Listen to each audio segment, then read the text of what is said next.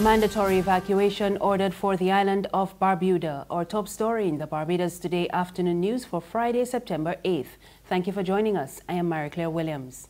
Antigua and Barbuda's Prime Minister Gaston Brown issued the order earlier today as Hurricane Jose approaches the northern Leeward Islands. Evacuations began yesterday following the passage of Hurricane Irma this week. Jose is now an extremely dangerous Category 4 hurricane, packing winds of 150 miles per hour.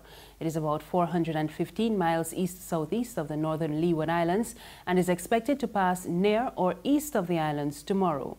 Prime Minister Brown is appealing to Antiguans to open their doors to their neighbors from Barbuda who were displaced by Hurricane Irma. The Category 5 storm swept over the island, destroying the housing stock and killing one infant. And this has been one of the worst days of my life. So I know how you must feel as Barbudans. The entire country has been decimated.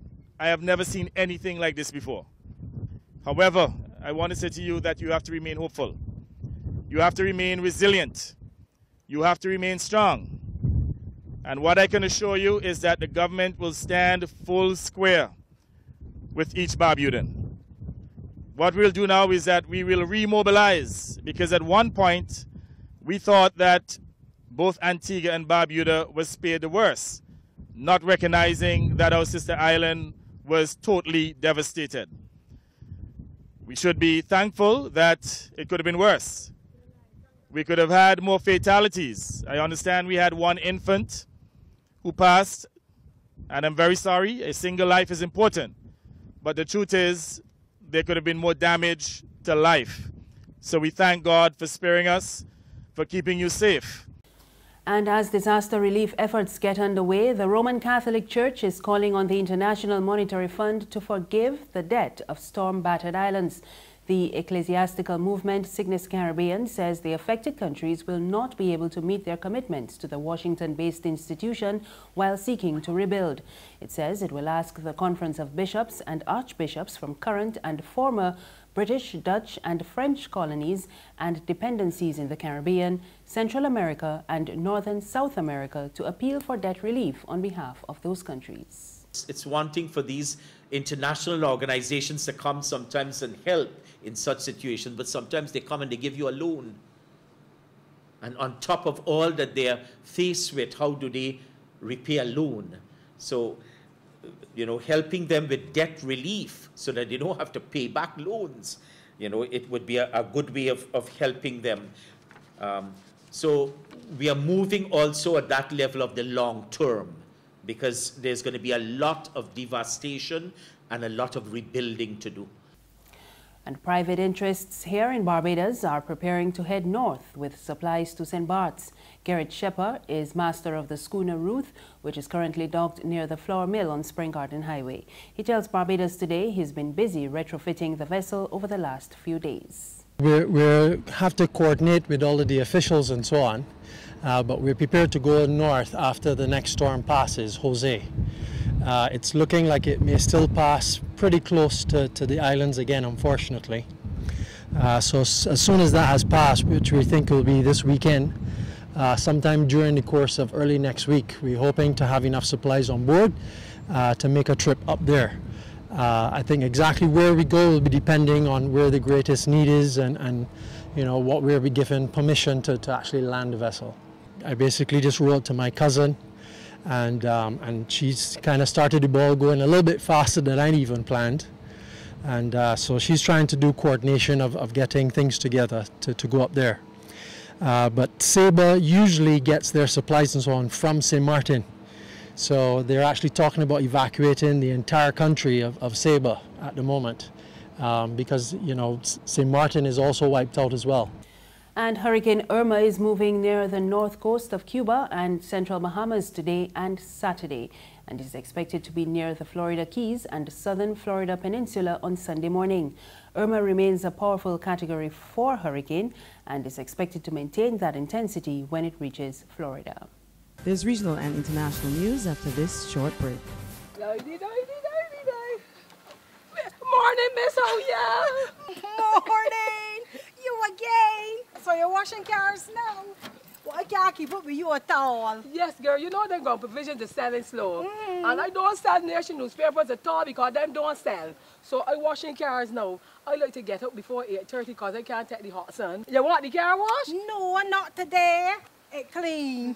But you're going in very early though? Yeah, I just going early so I can read the Barbados Today online before work starts. Right. But you can still let me clean the vendor for the $2. At least it's still cheaper than the nation newspaper. All right. I got a special boo here that I got it shiny. Thank you. Enjoy your day here. You too. All right. What that paper is? She can see clearly when the dirt is gone. The Barbados Today, news you can trust. Thank you for staying with us. We're back with news from the region. At least one person is reported missing in Haiti after Hurricane Irma dumped heavy rain on that country. 2 people were wounded when a tree fell on a house and another was injured after a house collapsed. Authorities in the capital, Port-au-Prince, say a red alert is still in effect and several shelters have been opened to accommodate over 2,000 people. 139 children were evacuated from an orphanage in Cité Soleil and 25 disabled people have been placed in a temporary shelter in the city of Gonaïves near the Emergency Operations Center.